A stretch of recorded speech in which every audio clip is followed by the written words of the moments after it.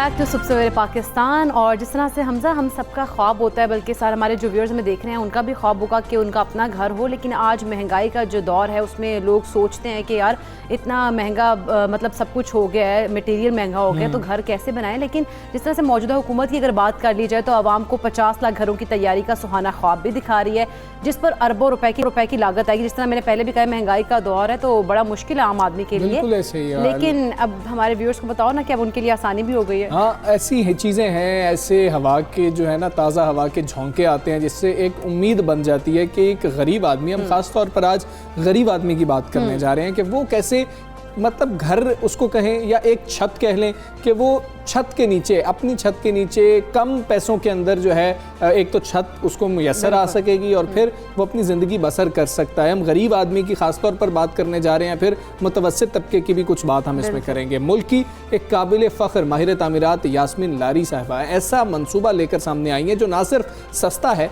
बल्कि माहौल दोस्त भी है। गैर सरकारी तंजीम दी हेरिटेज फाउंडेशन की बानी यास्मीन लारी बेघर अफराद के लिए 50,000 का एक कमरे का घर तैयार करने के मंसूबे पर इस वक्त काम कर रही है। यकीनन ये एक अच्छा इनिशिएटिव लिया गया उनकी जानिब से, क्योंकि अगर देखा जाए तो आम आदमी तो किराए के एक कमरे का जो किराए का घर है उसमें बड़ी मुश्किल से रहता है, तो 50,000 में आज के दौर में यकीनन एक अच्छा इकदाम है, जिसमें आप कहें कि सिर्फ बांस, मिट्टी और चूने का इस्तेमाल ही किया जाएगा, जो कि गर्मी और सर्दी भी बर्दाश्त कर पाएगा। ये एक अच्छा इसका है कि गर्मी सर्दी दोनों में जो है आप उसमें रह सकते हैं। और उनका पहला मनसूबा जो है ठट्टा के करीब शुरू किया गया था। यास्मीन लारी साहिबा कराची में मशहूर इमारतों की वजह से जानी जाती थी, लेकिन हमजा जो 2005 में ज़लज़ला आया था उसकी वजह से फिर उन्होंने अपना माइंड तब्दील किया और उन्होंने अपनी रवायती जो तामीरात थी ना उनसे हटकर माहौल और गरीब दोस्त जो है प्रोजेक्ट की तरफ अपने आप को जो डाइवर्ट किया, अपने माइंड को बिल्कुल अपने प्रोजेक्ट्स जो उन्होंने इस तरफ ले गए। अच्छा, 8 अक्टूबर ये 2005 की हम बात कर रहे हैं, उसके बाद जो है ये एक तब्दीली, एक चेंज और आई है, इस पर भी हम बात करेंगे। हुकूमत को चाहिए कि इन जैसे काबिल फ़ख्र अफराद की हौसला अफजाई करे। यास्मीन लारी का दावा है कि दही इलाकों में ये माहौल दोस्त मकानात इससे भी कम कीमत में तामीर हो सकते हैं। अब उनके पास क्या प्लान है, वो क्या काम कर रही हैं। 2005 8 अक्टूबर का जो ज़लज़ला था उसने किस तरीके से इनके जहन को बदला, इनसे बात करेंगे। नामवर माहिर तामीरात यास्मीन लारी साहिबा हमारे साथ मौजूद हैं। यास्मीन साहिबा अस्सलाम वालेकुम, गुड मॉर्निंग। पहले तो ये बताइए कि आइडिया ये है क्या, कैसे ये होगा, ये आप कर रही हैं इस वक्त, काबिल अमल है, लोगों को कितना फ़ायदा होगा? हम गरीब आदमी की बात कर रहे हैं। बिल्कुल सही है हमजा बेटा, देखिए मुल्क में गुर्बत जो है वो बढ़ती चली जा रही है और बिल्कुल मैं समझती हूँ कि जब तक हम ऐसे तरीके नहीं अपनाएंगे जो माहौल दोस्त भी हों, सिर्फ यही नहीं कि हम एक बिल्डिंग बना दें, मगर हमें देखना है क्लाइमेट चेंज इम्पैक्ट है और हम देखते हैं कितने हमारे यहाँ डिज़ास्टर्स आते हैं। और गुर्बत की इंतहा यूँ है कि औरतें जो हैं वो बिल्कुल गैर महफूज हैं, उनके सर पे छत नहीं है। मतलब अगर हम सिंध की बात करते हैं तो तकरीबन 12 लाख ख़ानदान ऐसे हैं जहाँ पर बिल्कुल उनके पास घर ही किसी तरह का घर नहीं है।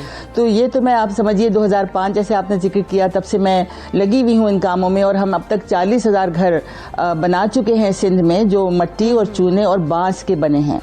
और इसके अलावा जी हाँ, और शांगला और ज़लज़ला वाले इलाकों में भी हम काम कर चुके हैं। तो लिहाजा ये काम ऐसा नहीं है जो मैंने अभी शुरू किया है ना। ये इकरा बेटी मैं आपको ये बताऊं कि हम काफ़ी अरसे से इसमें लगे हुए हैं। और अब तो ये बात है, देखिए कि जब हम चीज़ें बनाते हैं तो अभी हमें देखना है, क्योंकि बिल्डिंग में सबसे ज़्यादा एनर्जी जो है वो इस्तेमाल होती है। सो 40% of energy consumption is in building industry. तो हमें देखना है कि बिल्डिंग में हम कैसे कम करें कार्बन एमिशंस को, क्योंकि उसी से आपको पता है कि ग्रीन हाउस गैस एमिशंस होती हैं, उसी से आपको पता है क्लाइमेट चेंज हो रहा है। ये सारी बातें हमें देखनी है और हमें अपने पुराने तरीकों को देखना है कि उनको हम कैसे बेहतर कर सकते हैं। अच्छा, तो मिट्टी, चूना और बांस जो है वो बिल्कुल आम है और इसका इस्तेमाल करें। जी, ये फीचर्स जो है बहुत अच्छे हैं, लेकिन इसको कितना टाइम लगता है, कितने टाइम में ये तमाम जो फैसिलिटीज के साथ घर आप तैयार करवा देती हैं? देखिए, अभी जो हमने तरीका निकाला है जिसकी अब हम बाकायदा ट्रेनिंग भी कर रहे हैं तमाम जो आर्टिजन्स को बुला के गांव से, और इसमें कुछ आप देखिएगा स्निपेट्स उसके भी हैं। और ये सारी चीज़ें मैंने यूट्यूब पे डाली हैं, so it's all open source, कोई भी उसको देख के अपना घर जो है बनाना शुरू कर सकता है। और ये इसमें जो मैंने अभी तरीका निकाला है जो बिल्कुल अभी कहीं और इस्तेमाल नहीं हुआ है गरीबों के लिए, वो है pre fabricated panels of bamboo. तो बांस के हम ये पैनल बनाते हैं जो फिर बड़ी एहतियात से बन सकते हैं और कहीं भी ले जाकर के आप उनको खड़ा कर दें, और ये हर कोई सीख सकता है। देखिए, गरीब के लिए सवाए इसके कोई चारा नहीं कि वो खुद सीख के बनाए। And self reliance has to be now brought into for. ये चैरिटी मॉडल नहीं हमें चाहिए कि आप लोगों को चीजें दें, लोग खुद इस काबिल हैं कि कर सकें, क्योंकि जो अभी जो जिस तरह की चीजें बन रही हैं वो कभी भी गरीब, आपने खुद कहा, वो बिल्कुल गरीब की पहुंच से बिल्कुल बाहर है। जी ठीक है, हमें ये भी बता दीजिएगा कि हम सेफ्टी को भी देखते हैं जब हम किसी छत के नीचे रहने की बात कर रहे होते हैं या रहने का सोच रहे होते हैं, तो ये सेफ्टी के हवाले से बहुत अहम है। ज़लज़ले के बाद आपने ये फैसला किया था, तो फिर हम बात कर लें तो ज़लज़ले की सूरत में ये कितना सेफ़ है, बारिशों की सूरत में ये कितना सेफ़ है, गर्मी सर्दी? जी बिल्कुल, आप सही सवाल ये कर रहे हैं, क्योंकि सबको फिक्र ये है कि अगर बांस है तो शायद वो सरवाइव ना करेगा, लेकिन चूंकि अब आप देखिए 2005 से अभी कितने साल हो गए मुझे काम करते हुए, ये 16 साल हो गए हैं ना। तो अब 16 साल में हमने बहुत सारे तरीके जो हैं वो टेस्ट भी किए हैं और हमने बनाए हैं बेइंतहा, जलजले वाले इलाके में भी और सैलाबों में भी, और जहाँ बड़ी धुंध तेज़ और तुंद हवाएं आती हैं वहाँ पर भी हमने किया है, और ये बिल्कुल सलामत हैं, क्योंकि बांस जो है उसमें बड़ी रेजिलियंस है। ठीक है। और ये 25 साल तक तो डेफिनेटली लास्ट करेगा। लेकिन जब मैं जापान गई और उन्होंने मुझे दिखाया, एक पुराना कासल कुमामोटो था, तो उसमें भी बांस लगा हुआ था, वो 400 साल पुराना था। अच्छा। तो मेरा मतलब कि बांस ऐसी चीज है जो कि बहुत ज्यादा लास्ट कर सकती है, और इसमें देखिए इसमें कोई कार्बन एमिशन नहीं है, बल्कि कार्बन इसको जो है वो स्टोर करता है। So it's very good for the environment. और इसी तरह से मिट्टी हर जगह अवेलेबल है, हम क्यों नहीं मिट्टी का इस्तेमाल ज्यादा करें, हम क्यों ना चूने का करें।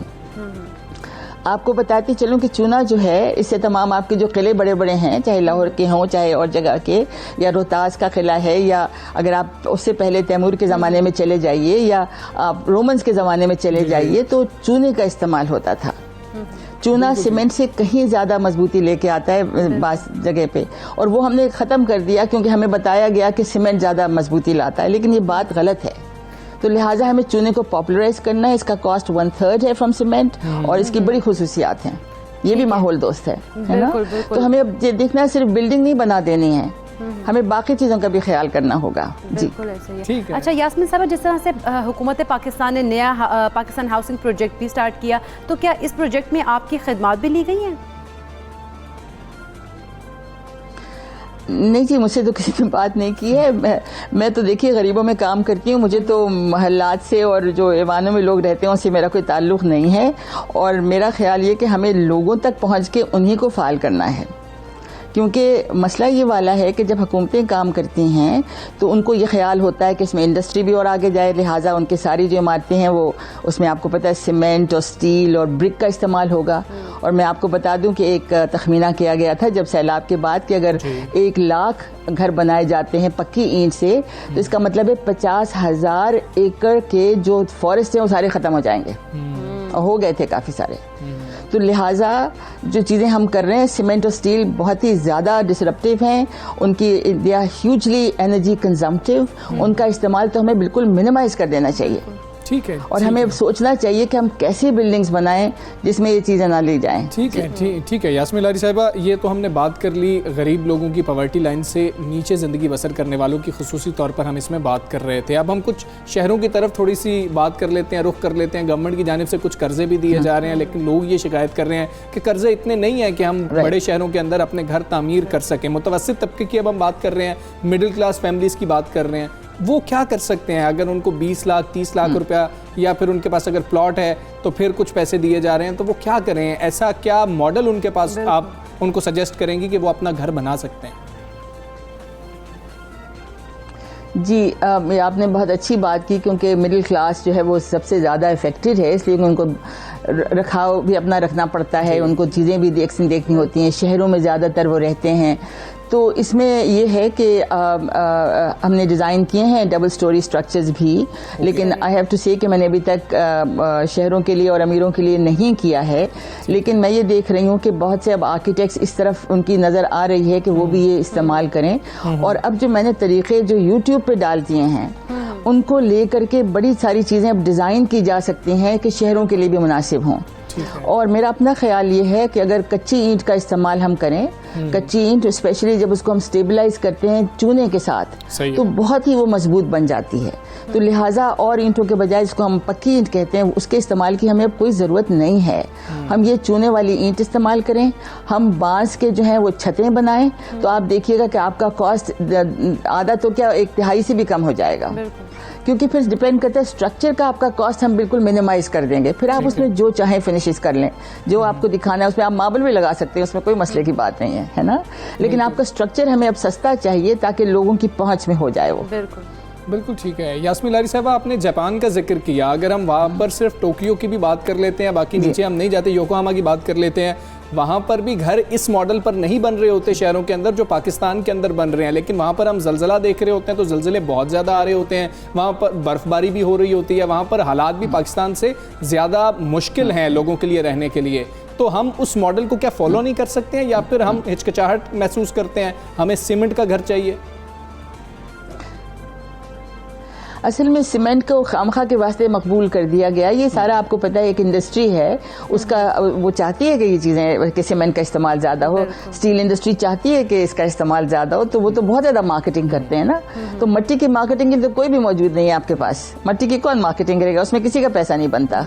और सारा मसला ये वाला है कि पिलफरेज किस चीज़ में ज़्यादा होती है। ठीक है, अगर आपके पास सीमेंट और स्टील और ऐसे महंगी चीज़ें हैं तो पिलफरेज ज़्यादा का इम्कान है ना, फिर आप पैसे उसमें बना सकते हैं। मट्टी और चूने और बांस में तो बनाना बहुत मुश्किल है। तो ये वही तरीके हैं जो लोगों को खुद लेके करना पड़ेंगे। आप देखते हैं अभी यूरोप और अमेरिका में भी होमलेसनेस कितनी ज़्यादा हो गई है। ये मसला सिर्फ अब हमारा नहीं रहा है, ये पूरी दुनिया में है, और यही तरीके जो सबको अपनाने होंगे। और मैं आपको ये भी बता दूं कि जो सस्टेनेबल डेवलपमेंट गोल्स हमारे SDGs, हम कभी भी वहाँ तक नहीं पहुँच पाएंगे अगर जो मेरा ये सोशल बेयरफुट आर्किटेक्चर जो मैं इसको कहती हूँ, barefoot social architecture, that is the one you have to follow, जिसमें आप लोगों को पार्टनर बनाएं, लोग अपनी चीज़ें करना शुरू करें। हर कोई कर सकता है, और ये अगर आप मेरे YouTube के वीडियोस देखें जो मुफ्त में है, हर कोई देख सकता है। एंड आई विश कि देख कर उसको लोग अपना खुद ही बनाना शुरू कर दें। मेरा ख्याल में हो सकता है, और उसमें फिर आप देखिए कि हर एक की पहुंच में होगा घर बनाना। यास्मीन लारी साहबा, आपकी जो बातें हैं ना उनसे ये हमें समझ आ रही है इस वक्त के मटेरियल बदलने से पहले हमें सोच बदलनी होगी कि आप लोग अपनी थोड़ी सी सोच बदलें, कोई फर्क नहीं पड़ जाएगा, आप ट्राई तो करें इसको। तो अब हमने खास तौर पे शहरों में रहने वाले मिडिल क्लास फैमिलीज की सोच कैसे बदलनी है, क्योंकि वो तो फॉलोअर्स होते हैं, वो कभी भी रिस्क टेकर्स नहीं होते हैं। तो वो जो फॉलोअर्स हैं उनकी सोच हम कैसे बदलेंगे, कोई आइडिया उसके लिए आपके पास है, कोई तजवीज़ आप देना चाहेंगे? देखिए, उसमें ये है कि अभी हमने ट्रेनिंग प्रोग्राम शुरू कर दिए हैं। अभी आर्टिजन्स के लिए हैं, लेकिन आर्किटेक्ट्स के भी हम करते रहते हैं, और हम सबके लिए करने को तैयार हैं कि 3 दिन आके हमारे साथ गुजारें वो। अभी मकली में हम कर रहे हैं, फिर मेरे पास एक बेस कैंप है हज़ारा में, जहाँ मैंने तमाम अर्थक्वेक का काम वहाँ पे एक्सपेरिमेंटेशन की थी। हम दोनों जगह पे ये ट्रेनिंग प्रोग्राम्स हमने शुरू कर दिए हैं। ख़वातीन को ख़ास तौर से मैं चाहती हूँ कि आगे आएँ और सीखें, और ये इंशाल्लाह ये चीज़ जो है ये फैलेगी। और बल्कि मैं आपको एक और प्रोग्राम का बता दूँ जो कि हम कर रहे हैं, ब्रिटिश काउंसिल ने शुरू किया वुमेन ऑफ द वर्ल्ड के साथ, जिसमें हमारी बच्चियाँ जो हैं वो ये चीज़ें बनाएंगी। अभी इस्लामाबाद में हमारी एक बहुत ही अहम रुकन है फौजिया असद खान, वो बना रही हैं, इंशाल्लाह जुलाई में शुरू हो जाएगा। तो बच्चियां जो हमारी आर्किटेक्चर स्टूडेंट्स हैं और जो फीमेल आर्किटेक्ट्स हैं वो मिलके बनाएंगी। और ये पूरी ये बांग्लादेश में हम साथ साथ कर रहे हैं, वहाँ पे भी मेरे ये YouTube के ट्यूटोरियल्स फैलाए जा रहे हैं, वो उसी के बेसिस पे करेंगे, और फिर इंशाल्लाह इंग्लिस्तान में भी करेंगे। यास्मीन साहिबा कि जिस तरह से आप लोग इनिशिएटिव ले रहे हैं और जिस तरह से आप आगे अपने प्रोग्राम्स को बढ़ा रहे हैं, तो यकीनन ये आगे कामयाब होंगे। आपने अपना कीमती वक्त सुबह पाकिस्तान को दिया, आपका बहुत शुक्रिया आपका। ये सोच कैसे बदलनी होगी, इस पे बहुत ज़्यादा काम करने की ज़रूरत है कि हम ये सोच कैसे बदलेंगे। अगर हमारे पास अल्टरनेटिव मौजूद है जो कि सस्ता भी है, पायदार भी है, हमारे तमाम वो जो खदशात हैं वो दूर होंगे। अच्छा, इसका ट्रेंड थोड़ा सा बनेगा तो फिर ही खदशात दूर होंगे, लोग एक दूसरे को देख कर जो है ना फॉलो कर रहे होते हैं। तो वो फिर हम उम्मीद करते हैं कि अगर आपको कम कॉस्ट पे घर मिल रहे होंगे तो आप बना पा रहे होंगे, तो ये बड़ी अच्छी बात हो जाएगी। उम्मीद करते हैं बना सकता है सस्ता, फिर अगर इस तरह का इसका स्ट्रक्चर होगा। खैर, आगे बढ़ते हैं हम अपने प्रोग्राम के, तो हम बात करेंगे अक़वाम मुत्तहिदा के इदारा बराए तरक्याती प्रोग्राम्स फोर्स UNDP की, जिसने गिलगित बल्तिस्तान में सयाहत के फ़रोग के लिए बहुत ज़्यादा ज़बरदस्त काम किया जा रहा है और मुतहरिक हो गया वो इदारा।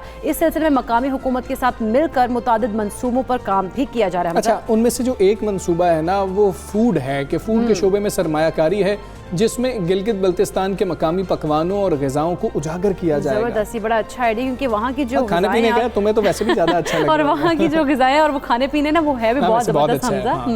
और इससे ना सिर्फ मुआशी सरगर्मियाँ बढ़ेंगी बल्कि जो मकामी आबादी है उसके लिए रोज़गार के वसी मौके भी पैदा होंगे, क्योंकि अगर वो अपना फूड इंट्रोड्यूस कराएंगे लोगों को, जो टूरिस्ट आ रहे हैं, तो इससे उनका रोज़गार भी बढ़ेगा। और UNDP ने गिलगित बल्तिस्तान की मकामी आबादी के साथ मुश्तरका मुबाहिसे भी जारी रखे हैं, क्योंकि इससे वो जो है वो उनको इस सकाफत और जो उनका जो ट्रेंड है ना फूड का, उनको फ़रोग मिलेगा। बिल्कुल, सियाहत के फ़रोग के हवाले से जो है ना बेहतर तौर पर आगाही दी जाएगी। इस इक़दाम से भी रोज़गार के वसी मौके पैदा हो रहे होंगे और मकामी तहजीब और सकाफत की बात की जाए वो भी दुनिया के सामने उजागर हो रही होगी। मुझे इकरा रोज़ी गैब्रियल की एक बात बता रही थी, शेयर कर रही थी, वो हमारे साथ ज़रा शेयर वो हमजा दरअसल में ये थी, जिस तरह से अब सयाहत जो है वो फ़रोग पा रही है दोबारा से कोविड के बाद, ये सयाहती सरगर्मियाँ शुरू हो गई हैं, तो वहाँ पर जो हुंजा में, क्योंकि इस टाइम वो रोज़ी गैब्रियल मौजूद हैं, तो वहाँ पर लोगों ने उनसे शिकायत की है कि क्योंकि वो एक ऐसी शख्सियत है जिनको मतलब सोशल मीडिया पर बहुत ज़्यादा इन्फ्लुएंसर है, तो लोगों ने उनसे कहा है कि यहाँ पर जो लोग आ रहे हैं, क्योंकि हम बहुत वेलकमिंग है, हुंजा के लोग वाकई में बड़े वेलकमिंग है। हमजा, अगर तुमने एक्सपीरियंस किया हो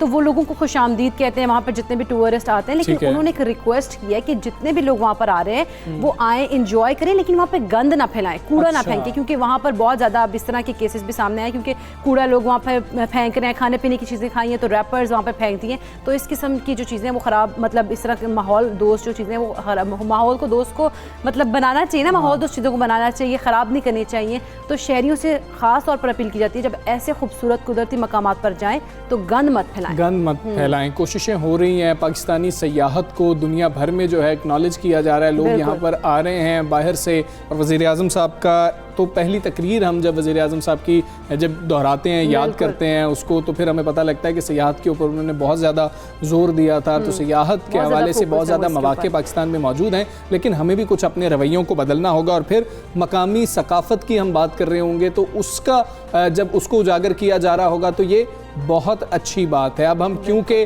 बात कर रहे हैं गिलगित बल्तिस्तान की, हम बात कर रहे हैं, हम सयाहत की बात कर रहे हैं, वहाँ पर मौसम बहुत अच्छा होता है, तो फिर क्यों ना पूरे मुल्क के मौसम की बात कर लें। कल कराची में जो है बारिश हुई है, ये बहुत अच्छी खबर थी कि कराची वालों के चेहरे खिल उठे थे और बारिश हो रही थी, बादल जो है वो बरस रहे थे। ना वो समंदर का भी रुख कर लेते हैं हमजा, क्योंकि वो मौसम जिस तरह से अच्छा होता है तो समंदर का रुख करते हैं, वहाँ पर एंजॉय करते जाके। तो पाकिस्तान के दीगर हिस्सों में भी मौसम जो है वो अब थोड़ा गर्मी का जोर टूटता दिखाई दे रहा है, लेकिन ऑब्वियसली बात है मॉनसून जो है, मॉनसून प्री मॉनसून है, इसीलिए फिर गर्मी का जोर भी थोड़ा टूटेगा, लेकिन इसके बाद भी गर्मी की लहर दोबारा भी आ सकती है। तो सरदार सरफराज साहब हमारे साथ मौजूद है ना, उनको शामिल गुफ्तगू करते हैं, डायरेक्टर महकमा मौसम। वो अच्छी अच्छी खबरें हम मैं हमेशा उम्मीद करता हूँ कि अच्छी अच्छी खबरें हमें देंगे, तो जब वो बताते हैं ना कि कोई नया सिस्टम दाखिल होने वाला है, बारिश होगी, तो जो ना चेहरे खिल उठते हैं, मैं भी इधर जो है बड़ा खुश हो जाता हूँ। आज भी जानते हैं कि हमें क्या बताने जा रहे हैं। सरदार साहब अस्सलाम वालेकुम, गुड मॉर्निंग सर, कैसा मौसम रहेगा? कराची से तो सिस्टम शायद निकल गया है, अब बारिश नहीं होगी वहाँ पर? जी वालेकुम अस्सलाम। बिल्कुल ऐसे ही है, कराची में तो कल भी कोई शहर के अंदर तो कोई ख़ास बारिश नहीं हुई, अलबत्ता मुज़ाफ़ाती इलाके जो थे उनमें बारिश हुई, और अलबत्ता बादल तो पूरे शहर पे शाम को छाए, तो लोगों में काफ़ी उम्मीद पैदा हुई, लेकिन हल्की बूंदाबांदी हुई बेशतर जगहों पर शहर के अंदर। अलबत्ता मुज़ाफ़ाती इलाकों में बारिश हुई, तो कराची से सिस्टम वाकई निकल चुका है। ईस्टर्न सिंध पे है कुछ ना कुछ, ख़ासकर उमरकोट, थर पार्कर, मीरपुर खास साइड, मदीन साइड पे, तो वहाँ आज शाम को भी और रात को भी एक्सपेल हो सकता है। अच्छा जी बिल्कुल। अच्छा सरदार फराज साहब, अगर देखा जाए मुल्क के दीगर हिस्सों की बात की जाए तो आइंदा हफ्तों में मौसम कैसा रहेगा? ज़रा बाकी भी पाकिस्तान की जो आवाम है उनको भी खुशखबरी कोई सुना दे, कोई और नया सिस्टम दाखिल हो रहा है? देखिए, जो एक्सपेल चल रहा है ये तो है अभी, आज 19 जून है, तो 21 से 22 तक है ये, फिर 23 मतलब उतना कोई उस तरह का नहीं है जिसे कहते हैं ना वाइड स्प्रेड रेन नहीं है, लेकिन इक्का दुक्का जगहों में, जैसे आपकी उधर इस्लामाबाद, लाहौर, गुजरांवाला, बिल्कुल जो ईस्टर्न पट्टी है हमारे मुल्क की है, उसमें चांसेस हैं कि इक्का दुक्का जगहों में स्कैटर्ड सी रेन इस तरह से ऑन एंड ऑफ मुतवक्के है। अगले 2-3 दिन है, और फिर 3-4 दिन का गैप आएगा, फिर 26-27 को बाकायदा से मानसून हवाओं का दाखिला खासकर नॉर्थ पाकिस्तान में और फैसलाबाद और उससे ऊपर के जो इलाके हैं उनमें दाखिल होगा वो सिलसिला, तो फिर एक स्पेल आएगा उसमें। जी ठीक है सरदार सरफराज साहब, मतलब कि अभी हम प्री मानसून में दाखिल हो चुके हैं और मानसून 27-28 जून से जो है वो बारिशों का सिलसिला शुरू हो जाएगा, नया सिस्टम दाखिल हो जाएगा। तो अब हम कुछ कह सकते हैं इस दफ़ा बारिशें ज़्यादा होंगी, कम होंगी, या अभी भी कबल वक्त है कुछ कहना? देखिए, वो तो आउटलुक जो इशू हुआ था उसके मुताबिक तो यही है कि जो नॉर्थ पंजाब है यानी लाहौर से ऊपर का जो इलाका है उस सारे इलाके में मामूल से ज़्यादा बारिश ही की एक तरह से दिखाई गई तस्वीर के लिए। अगले जो पूरा सीज़न है 3 महीनों पर मुश्तमिल, उसमें मामूल से ज़्यादा हैं उस इलाके में। इसी तरह सिंध के भी बिल्कुल जो नीचे का एरिया है, सदरन सिंध इंक्लूडिंग कराची, इन जगहों में भी मामूल से ज़्यादा, लेकिन ये बताना ज़रा मुश्किल है अभी कि मामूल से कितनी ज़्यादा है। ठीक है, देखें बहुत ज़्यादा है या मामूल से कुछ ज़्यादा है, ये आगे जाके वाज़ेह होगा। सही, ठीक है। तो सरदार सरफराज साहब, हमें आप ये भी ज़रा बता दीजिएगा कि अब हम मौसम की क्योंकि बात कर रहे हैं, रात के औकात में हब्स की भी शिकायत होती है, हम देखते हैं मानसून के अंदर और उसके बाद बहुत ज़्यादा जो है मानसून के दौरान और उसके बाद, तो वो कैसे हालात रहने जा रहे हैं? या हब्स होगा? भाई गर्मी है, गर्मी तो आप लोगों को बर्दाश्त करनी होगी, हर साल ही करते हैं, कोई नई बात थोड़ी है। जी बिल्कुल, गर्मी का सीज़न है और जब मानसून के दिनों में आपको पता है कि कराची में और जो कोस्टल एरिया है हमारा सारा, इसमें बेहतर हो जाता है मौसम, इसलिए कि यहाँ दिन के बेशतर हिस्सा में बादल छाए रहते हैं और हवाएं चलती रहती हैं और हल्की बूंदाबांदी का सिलसिला जारी रहता है अगर मेजर बारिश की स्पेल ना हो तो भी। अलबत्ता नॉर्थ में ये है पाकिस्तान में कि मानसून हवाएं जब दाखिल हो रही होती है, बारिश हो रही होती है, तो फिर तो बहुत अच्छा मौसम होता है, लेकिन बीच में जब गैप आ जाता है तो उसमें हब्स रहता है, तो उसके लिए तैयार रहना चाहिए। चलें, हम उम्मीद करते हैं कि बारिशें जो हैं वो होंगी और मौसम अच्छा रहेगा। आज अच्छी खबरें जो है ना सरदार सरफराज साहब ने हम तक पहुंचाई हैं। सर बहुत शुक्रिया आपका, आते रहा करें और हमें अच्छी खबरें देते रहा। शुक्रिया सर। अच्छा, आगे चलते हैं।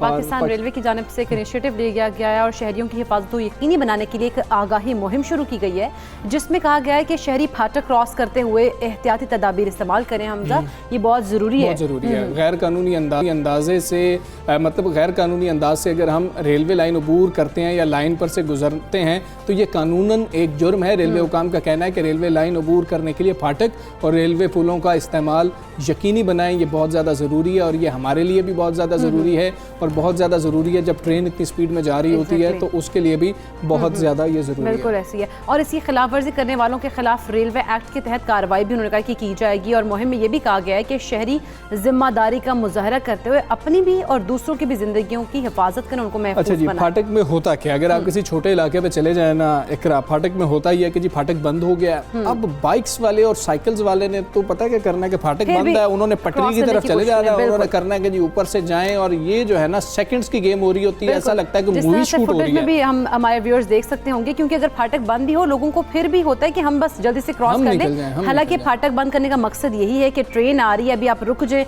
जब ट्रेन गुजरेगी फाटक खुलेगा तो फिर आप जो ट्रैफिक की रवानी है वो बहाल होगी। सेफ्टी के लिए बंद की जाती है ना, कि इस तरह तो नहीं बंद फाटक को किया जा रहा होता कि जी के आप लोगों के लिए जो है ये कोई बंदिश है या आप लोगों को जो है जबरी तौर पर वहाँ पर रोक दिया गया, ऐसा नहीं है। ये एक तरीकाकार है आपकी हिफाजत को यकीनी बनाने के लिए इस तरह के जो है ना मेजरमेंट्स लिए जाते हैं, ताकि आप जो है ना आप लोग बल्कि आपको चाहिए कि आप इस पे अमल करें और अपने जानवरों को चराना भी छोड़ दिया करें। जरा आप पटरी के ऊपर जानवर होते हैं, आप उनका ख्याल नहीं कर रहे होते हैं, ये बड़ा खतरनाक होता है और अक्सर ऐसे हादसे होते हैं कि जानवर भी इसकी जद में आ जाते हैं। तो बहुत ख्याल अपना भी किया करें और जानवरों का भी बहुत ज़्यादा ख्याल किया करें। यहाँ पर हम एक ब्रेक के बाद वापस आएंगे, आपने कहीं नहीं जाना। Stay with us.